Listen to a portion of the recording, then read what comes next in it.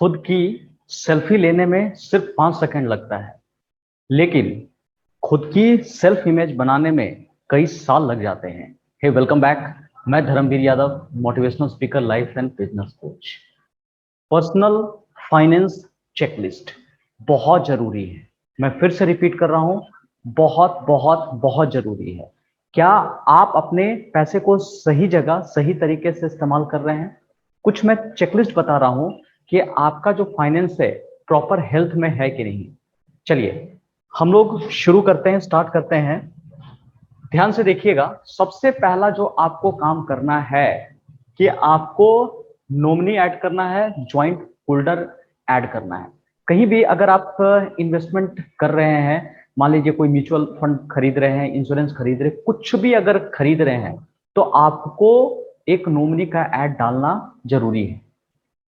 Nominee का नाम डाल दीजिए ताकि इन केस आपका डेथ होता है तो प्रॉपर तरीके से, आसान तरीके से पैसा आपके नॉमिनी के पास पहुंच जाएगा, कोई दिक्कत नहीं आएगी। ये बहुत बड़ा मैनेजमेंट है, यह सभी को करना ही करना चाहिए कि आप जिसको भी पैसा देना चाहते हैं, आप नॉमिनी का नाम ऐड कर लें।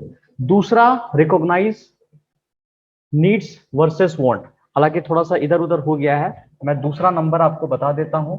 ये देखो क्या है, दूसरा नंबर पहले आते हैं। Making a will. आपको एक विल बनानी चाहिए। विल क्यों बनाना है?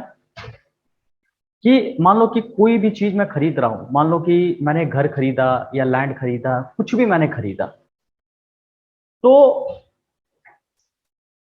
प्रॉपर मुझे पता होना चाहिए कि इनकेस अगर डेथ होती है तो ये लैंड या जमीन या जो भी हो कैसे कैसे बटेगा। मान लो कि अगर मैं बाप हूं और मुझे जमीन खरीदना है, सपोज 2 जमीन खरीदा। पहला जमीन पहले बेटे के नाम पे, दूसरा जमीन दूसरे बेटे के नाम पे। तो क्लियर कट विल पता होना चाहिए कि मैं ये चीज, अपनी संपत्ति किसको देना चाहता हूँ। क्लियरिटी आनी चाहिए क्योंकि बाद में कोई डिस्प्यूट नहीं होना चाहिए। उसके बाद क्रिएट पर्सनल बजट।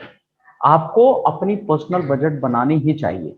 मान लो कि आप अपने खर्च पे कितना मेंटेन करोगे, फिर आपकी जो वांट है, मतलब कुछ चाहते हो, जैसे टूर करना चाहते हैं, सेल्फ एजुकेशन पे कुछ खर्च होती है, कुछ इंटरटेनमेंट के लिए आपको चाहिए होता है, तो उसके लिए क्लियर कट आपको बजट बना लेना चाहिए। Recognise and manage your lifestyle inflation. मतलब कि ये भी आपको ध्यान देना है कि जो महंगाई बढ़ रही है या आपके जो खर्च है, उसके हिसाब से ही आपको पैसे को मैनेज करना चाहिए। अगर मान लो कि आपका इनकम बढ़ गया, 50 से 60 हजार हो गया, 10 हजार बढ़ गया है ना, तो ऐसा नहीं कि जो 10 हजार बढ़ गया उसको मैं खर्च में खर्च कर दूं। आपको क्या करना है, अगर मान लो आपका खर्च 5 हजार है तो 1 हजार से बढ़ाओ, 5 से 6 हजार आप करो। ऐसा ना कि आपकी जो इनकम 10 हजार बढ़ी है, पूरा का पूरा खर्च कर दिए, बाकी का जो पैसा बचता है ना उसको इन्वेस्ट करो, सेव करो जाकर के। तो आपको इन्फ्लेशन का ध्यान रख करके अपने एक्सपेंसेस को मैनेज करना है। से और उसके बाद जो है ये हमने कर लिया, से नो टू डेप्थ। आपको कर्ज को ना करना है, ट्राई करो कि कर्ज ना लो, ईएमआई पे मत लो, लोन मत लो, जितना हो सके अवॉइड करो, क्योंकि एक अनवांटेड प्रेशर क्रिएट कर देता है। बहुत ज्यादा इमरजेंसी होती है तब आप लीजिए, लेकिन ट्राई करो कि कर्ज को ना लो आप। Avoid late fee. Late fee भी आप थोड़ा सा अवॉइड करने की कोशिश करो। कहीं कहीं सिस्टम में रूल है कि डेडलाइन दी रहती है, इतने तारीख तक अगर पेमेंट हो जाएगा तो कोई चार्जेस नहीं लगेंगे, लेकिन इसके बाद अगर होगा तो आपको पेमेंट करना पड़ेगा, आपको चार्ज यहाँ पर देना पड़ जाएगा। क्रेडिट कार्ड में, अगर क्रेडिट कार्ड का पेमेंट आप करते हैं तो टाइम पे कर दीजिए, नहीं तो बहुत ज्यादा हाई परसेंटेज रहता है। तो आप अवॉइड करें लेट फी को। Avoid impulsive buying. Impulsive buying कहने का मतलब कि अगर मैं किसी मॉल में गया, हालांकि उस सामान की जरूरत नहीं है, लेकिन देखकर मेरे को पसंद आ रहा है, और हमने क्या किया, इम्पल्सिव बाइंग कर दिया। हमने सोचा नहीं, प्लान नहीं किया कि सच में इसकी जरूरत होगी कि नहीं, और पता चलता है कि वो चीज हम लोग खरीद लेते हैं और कोने में पड़ा रहता है। 5 6 दिन 10 दिन तो बड़ा अच्छा लगा, उसके बाद हम लोग भूल जाते हैं। साल साल भर एक कोने में पड़ा हुआ है, वो जगह छेका हुआ, सिर्फ साफ सफाई उसकी होती है, बाकी उसका यूज ही नहीं होता है। तो इम्पल्सिव बाई को आप थोड़ा सा कोशिश करें कि इससे दूर ही रहें आप। उसके बाद आइए, हमने कहाँ तक कर लिया था? 9 नंबर तक कर लिया है। हालांकि इधर उधर थोड़ा सा हो गया है, लेकिन सारे पॉइंट को हम लोग पढ़ते जाएंगे, देखते जाएंगे। उसके बाद recognise needs versus wants. Needs versus wants ये क्या है? आपको प्रॉपर तरीके से रिकॉग्नाइज करनी पड़ेगी कि मेरी नीड्स क्या है और मेरा वांट्स क्या है। क्या सच में मुझे इस सामान की जरूरत है? वॉरेन बफे कहते हैं कि जिस चीज की जरूरत अभी आपको नहीं है और उस चीज पर आप पैसा अगर खर्च कर रहे हैं, तो बहुत जल्दी वो सारा सामान आपको बेचना पड़ जाएगा जिसकी आपको सख्त जरूरत है। तो इसलिए अपनी नीड और वांट को क्लियर कट आप रखें कि आपकी नीड क्या है और वांट क्या है। उसके बाद बिल्ड, ये बिल्ड लिखा हुआ है, build and maintain an emergency fund. आपको क्या करना है? एक इमरजेंसी फंड मेंटेन करना है। आपके पास इतना पैसा होना चाहिए कि साल भर का खर्च, कम से कम 6 महीना का खर्च, इनकेस जॉब चली जाती है तो आपके पास वो फंड होना चाहिए, उतना पैसा आपके पास होना चाहिए। उसके बाद, हाँ, यहां तक तो हम लोग सारा का सारा कर लिए हैं। अब आइए, invest in option with high lock in period. मतलब आपको वैसे जगह इन्वेस्टमेंट करना चाहिए जहां पर लॉक इन पीरियड ज्यादा हो। आप चाह करके भी 5 साल 10 साल पहले आप पैसा निकाल ही ना सको, तो वैसे जगह आपको ज्यादा इन्वेस्ट करना चाहिए। जैसे पीपीएफ हो गया, 15 साल से पहले आप तो निकाल ही नहीं सकते हो। एनपीएस हो गया, 60 साल में आप पैसा निकाल सकते हो। तो मतलब ऐसे जगह जानबूझ के डाल दो कि उससे पहले निकलेगा ही नहीं पैसा वो।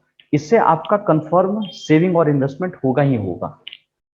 ऑटोमेट योर इन्वेस्टमेंट, ये भी करना है। ऑटोमेट योर इन्वेस्टमेंट कहने का मतलब, कहीं अगर इन्वेस्टमेंट कर रहे हो तो उसको एसआईपी में कन्वर्ट कर दो, ऑटोमेट कर दो कि जैसे सैलरी आएगा, जैसे पैसा आएगा बैंक में रहेगा, उतना पैसा ऑटोमेटिक वो कट जाएगा।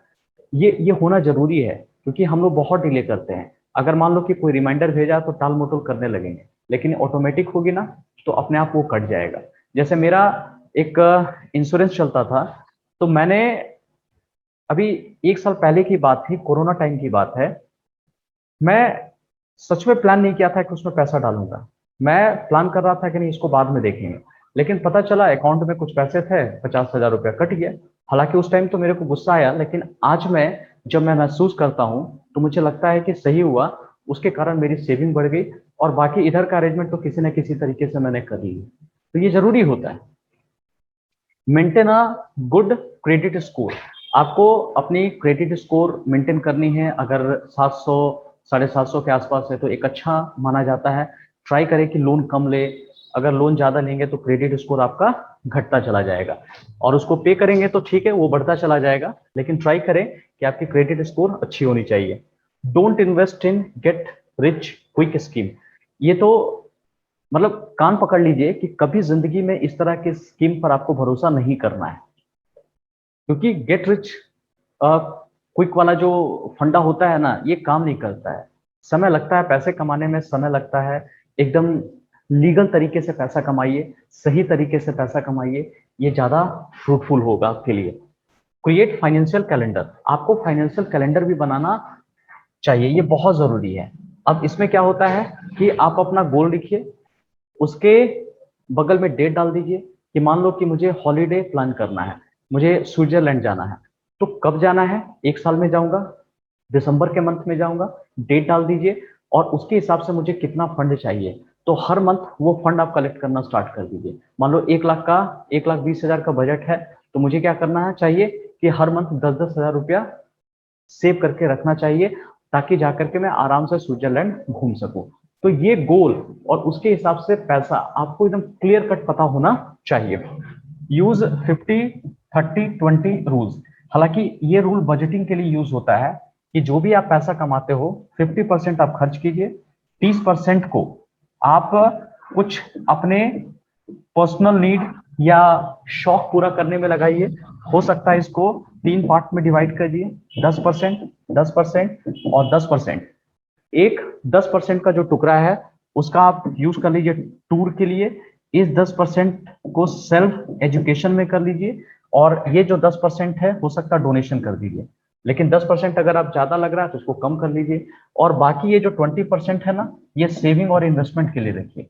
तो इस तरह से आप डिस्ट्रीब्यूट कीजिए। Protect your financial document after from misuse.